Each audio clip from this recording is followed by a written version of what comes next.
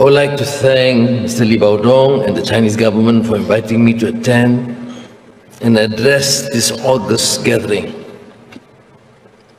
My heartiest congratulations also to His Excellency Premier Li Qiang on his appointment as Premier of the State Council. I'm happy to know that my participation this year coincides with the 10th anniversary of the elevation of Malaysia-China Comprehensive Strategic Partnership since 2013. The theme, An Uncertain World, Solidarity and Cooperation for Development Amid Challenges, is most apt and relevant given the extraordinary ebb and flow of the state of geopolitics and power as well as geoeconomics which we now live in, while not forgetting the bitter lessons of COVID-19 pandemic. And thank you again to China and the Chinese people for their help and assistance, not only to Malaysia but to the region. 谢谢.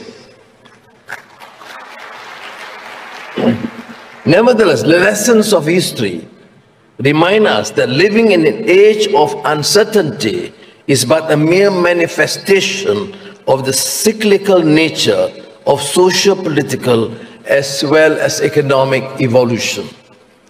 The collapse of the Berlin Wall and the ensuing rapprochement signaled the end of the Cold War, but it led to a grandiloquent proclamations about the end of history, namely assertions by the West about the triumph of liberal democracy and capitalism being the be-all and end-all for progress.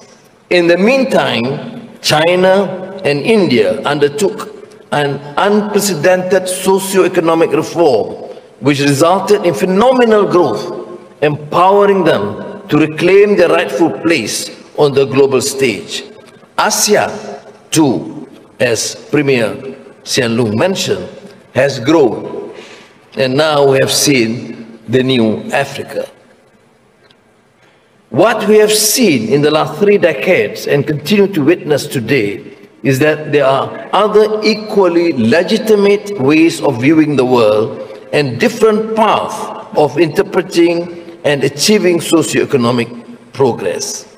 China's socialism with Chinese characteristics, Chinese path to modernization, and President Xi Jinping's idea of a community of shared future for mankind are notable examples of this. Economic empowerment and civilizational dialogues.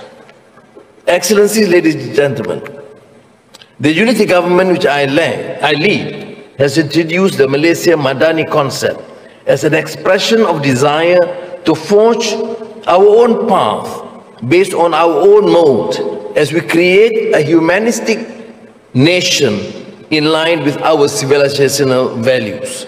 In this sense, it is also our national philosophy, as centered on 6 core values: sustainability, prosperity, innovation, respect, trust, and compassion. These core values are not new, yet they are the most germane for Malaysia given our history, particularly the past few years. Following this philosophy, allow me to share some thoughts on how we can achieve solidarity and cooperation for development amid challenges. First, we should focus on values that unite us as a human family, not those which divide us. Ethics, sincerity, and integrity in dealing with partners in bilateral and multilateral situations must be paramount. The concept of democratic accountability should prevail rather than just trumpeting the slogans or term democracy, which has been used as a means of pigeonholing countries according to rather arbitrary standards. To my mind, democratic accountability enjoins on leaders to be accountable to the people across the board, providing improved standards of living, transparency in the decision-making process, and essentially the overarching practice of good and effective governance. Secondly, while competition is good, there are lines when cooperation is even better. Today, geopolitical and geoeconomic competition has become an escapable feature of Asia. While geoeconomic competition in the past was focused on commodities and resources, the current race is about cutting-edge technology, as demonstrated, for example, in the competition on the semiconductor industry.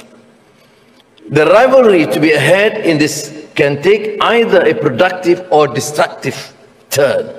On the one hand, we need to recognize that countries will always seek to protect their intellectual property rights and try to stay ahead on the competition.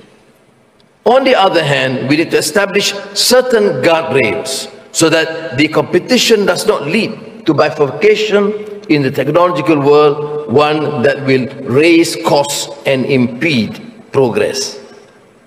That's why I believe that technological competition should be one of the principal agenda items for discussion at the highest levels, right up there with discourses on security and general economic matters.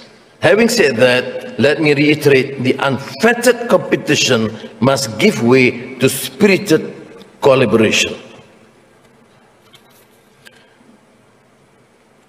We could go even further as we relate this principle of empathy to the NLX of Confucius, and what comes to mind are the overarching themes of being humane, conscientious, and kind.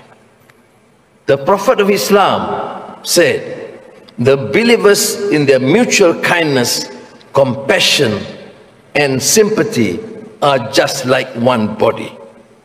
Thirdly, as we talk of uncertainties in relation among nations, geopolitical conflicts, and economic rivalry, let us not forget that the ordinary citizen with the burden of having to put food on the table and the tangible and pressing uncertainties faced. For the majority of the world's population, wages remain the main form of income. However, according to the ILO's Global Wage Report 2022-2023, wages and the purchasing power of households have dented considerably due to COVID-19 and global inflation.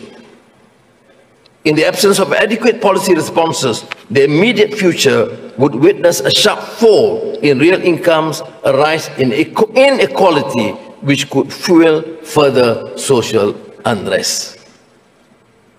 In the light of this, we should work closely together in the spirit of cooperation and solidarity, striving towards reducing inequality, promoting social justice, and enhancing standards of living for all. I commend you, Premier Li Qiang, and China for taking this bold initiative of continuing interaction and dialogues with countries.